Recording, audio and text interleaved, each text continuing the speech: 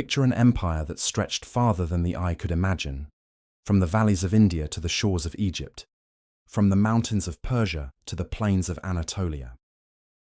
At its center sat a man cloaked in royal robes, crowned with a towering headdress of gold. His name was Xerxes, son of Darius the Great, heir to a throne that ruled over millions. To his friends and subjects, he was the king of kings, a godlike figure destined for glory. To his enemies, especially the Greeks, he was remembered as the arrogant tyrant whose armies darkened the land like a swarm of locusts. But Xerxes I was more than the caricature history often paints. His life was a story of power inherited, ambition tested, and dreams shattered.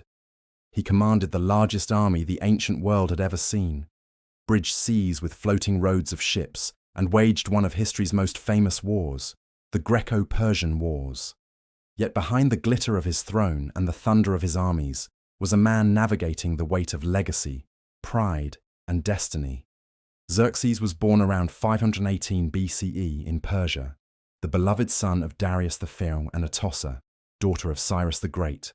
That connection to Cyrus gave Xerxes an aura of legitimacy unmatched by his siblings, though his path to succession was not entirely secure. Darius had many sons, and Persian succession was often fraught with intrigue. But Atossa, as the daughter of Cyrus, wielded enormous influence at court, ensuring her son's position as heir. From a young age, Xerxes was groomed for kingship. He studied administration, military strategy, and the complex religious traditions of the empire. He learned the ways of Zoroastrianism, the Persian state religion, which emphasized truth, righteousness, and the eternal struggle between good and evil. For Xerxes, being king was not just political, it was divine. He would be the earthly representative of Ahura Mazda, the great god of light. When Darius launched a campaign against Greece in 490 BCE, it was Xerxes who watched closely as his father's mighty plans were undone at the Battle of Marathon. A smaller Greek force had humiliated the Persian army, sparking outrage and leaving Darius determined to avenge the defeat. But before he could, Darius died in 486 BCE. The responsibility now fell to Xerxes, who at the age of about 32 ascended the throne of the largest empire the world had ever seen. His coronation was grand, befitting the King of Kings. From Susa to Persepolis, subjects bowed in reverence. Yet Xerxes inherited not just a throne, but also a promise of vengeance. Greece had defied Persia, and in Persian eyes, such defiance could not be tolerated. But before launching his great expedition west, Xerxes had to first secure his empire at home. Egypt had risen in revolt, spurred on by resentment of Persian rule. With decisiveness and brutality, Xerxes crushed the rebellion, imposing harsh punishments and reasserting his authority. Soon after, Babylon, that jewel of Mesopotamia, also dared to rebel. Xerxes stormed the city, reportedly desecrating its temples and melting down sacred statues to demonstrate Persian dominance. By the time these uprisings were suppressed, Xerxes had shown the empire that he was not a weak king, but a ruler prepared to enforce order with an iron fist. Only then did he turn his gaze westward. Xerxes envisioned nothing less than the total subjugation of Greece. This was no mere punitive raid. It was a campaign designed to bring Athens, Sparta, and the other proud Greek city-states to heel, folding them into the Persian world. To achieve this, Xerxes marshaled a force so vast that it seemed to defy comprehension. Ancient sources, particularly Herodotus, claim millions of soldiers, though modern historians estimate perhaps 200,000. Still, it was the largest army ever assembled up to that point. The logistics alone were staggering. Armies from every corner of the empire, Persians, Medes, Egyptians, Indians, Phoenicians, and more, gathered under his banner. The navy, drawn largely from Phoenicia and Egypt, boasted over 1,000 warships. To cross into Greece, Xerxes ordered two extraordinary feats of engineering: a canal dug across the Athos peninsula to bypass treacherous seas, and a pair of pontoon bridges spanning the Hellespont, built from hundreds of ships lashed together. These bridges allowed his men to march from Asia into Europe, a symbolic and literal act of empire.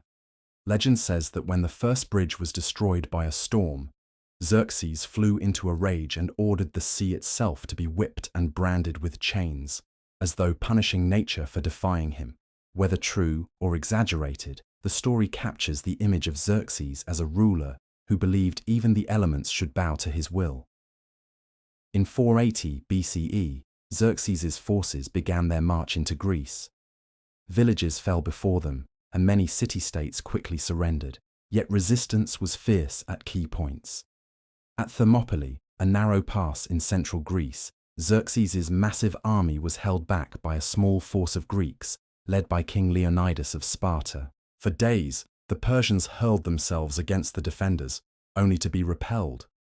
Though Leonidas and his men were eventually outflanked and slain, their heroic stand became legendary, a symbol of defiance against overwhelming odds.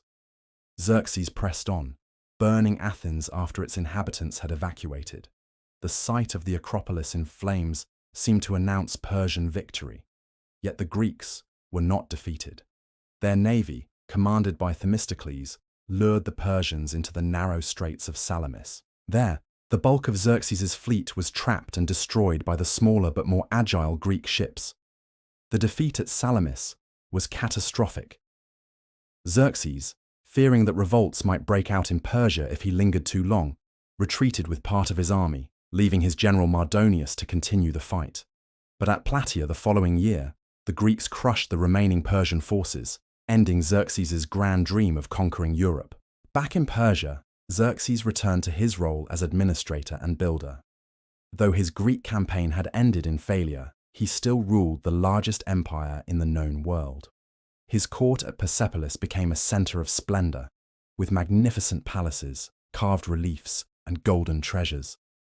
Xerxes expanded on his father's architectural projects, constructing the famed Hall of 100 Columns, among other marvels.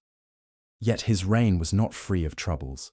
The setbacks in Greece tarnished his prestige, and rebellions continued to flare in distant provinces. At court, intrigue grew among nobles and even within his own family. Some sources suggest Xerxes became increasingly withdrawn, indulging in luxuries and pleasures, while leaving much of governance to his ministers. In 465 BCE, Xerxes' reign ended not on the battlefield but in the shadows of his palace. He was assassinated, likely as part of a conspiracy involving his court official Artabanus, his son Artaxerxes.